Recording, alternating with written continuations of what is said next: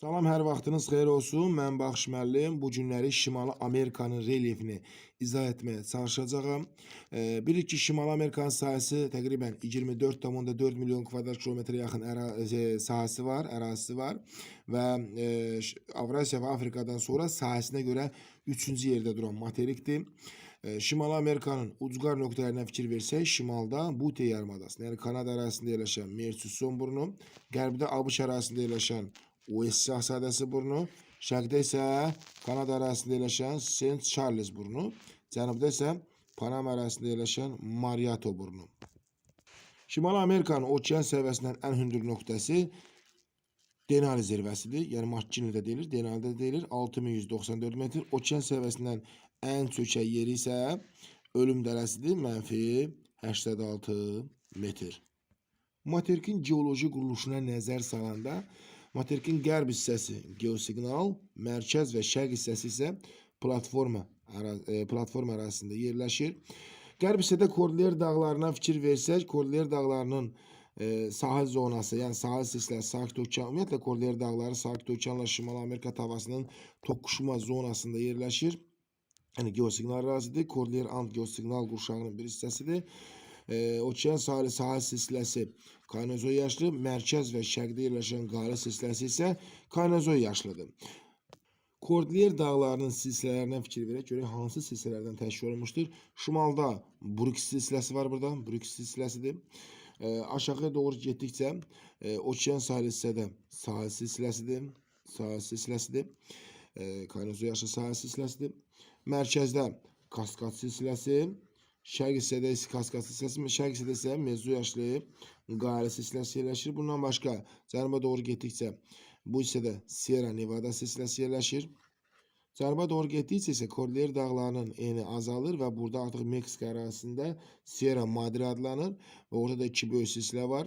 Qərb hissədə bu qara xətlə qeyd elədiyim Qərbi Sierra Madre, şərq hissədə isə Şərqi Sierra Madre dağları.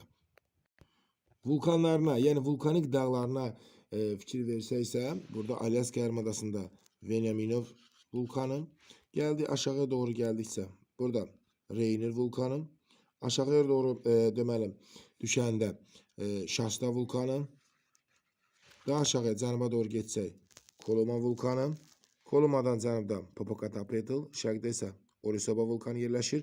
Qeyd eləyək ki, Orizaba vulkanı Meksika yaylasının okean səviyyəsindən ən hündür nöqtəsidir. 5610 metr hündürlüyə malikdir. Yəni Meksika yaylasının ən hündür zirvəsi Orizaba vulkanı, yəni Orizaba dağıdır. Cənuba doğru getdikcə isə Momotombo və Taxamulko vulkanlar da Şimali Amerikada yerləşir. Şərq hissəyə nəzər salsa, Paleozoy yaşlı qədim Apalaş dağları yerləşir. Apalaş dağlarında okean səviyyəsindən ən hündür nöqtəsi Mitçe zirvəsidir, 2037 metr. Materikin düzənliklərinə fikir versək isə, hər bir materik kimi Şimali Amerikada ovalıq, yayla və yüksəkliklərdən ibarətdir.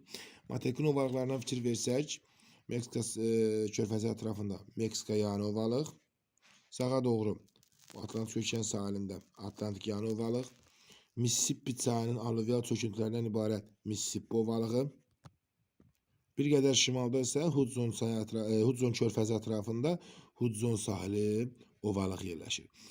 Materikin ümumiyyətlə yüksəklik və yaylarına fikir versək, mərkəzi düzənliklər, şərq hissədə olan deməli Labrador yüksəkliyi, bunlar isə materikin deməli yüksəkliklərinə misaldır. Keçdik deməli yaylalarına. Yaylalarının demək olar ki, böyük əksəriyyəti geosiqnal ərazidə yerləşir. Diqqət eləsək, şimalda Yukon yaylası, cənuba doğru getdikcə isə ümumiyyətlə Şimali Amerika plato və yaylalardan daha çox təşkil olunub. Dağlıq və orta dağlıq ərazilərində plato və yaylalar daha çoxdur. Yuxarı dediyimiz kimi Yukon yaylasıdır. Yukon yaylasından aşağıya doğru gəldikcə Böyük Hövzədir, Colorado platosudur, Meksika yaylasıdır. Bunlar Şimali Amerikanın yaylarına misal göstərilə bilər. Yəni Kordilyer dağları üzərində yerləşən plato və yaylalar geosiqnal zonada yerləşən plato və yaylalar sırasına daxildir. Deməli, səhralarına fikir versək Şimali Amerikanın yuxarıda Smoke Creek səhrasıdır. Böyük Düzlü göl ətrafında elə Böyük Düzlü göl səhrasıdır. Cənuba doğru getdikcə Mojave səhrası var.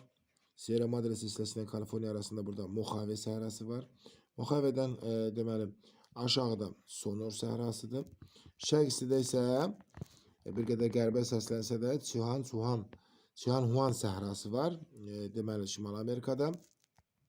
Yarımadalarına fikir versək, Sakit Okean sahilində Kaliforniya yarımadası və Alyaska yarımadasını misal göstərmək olar.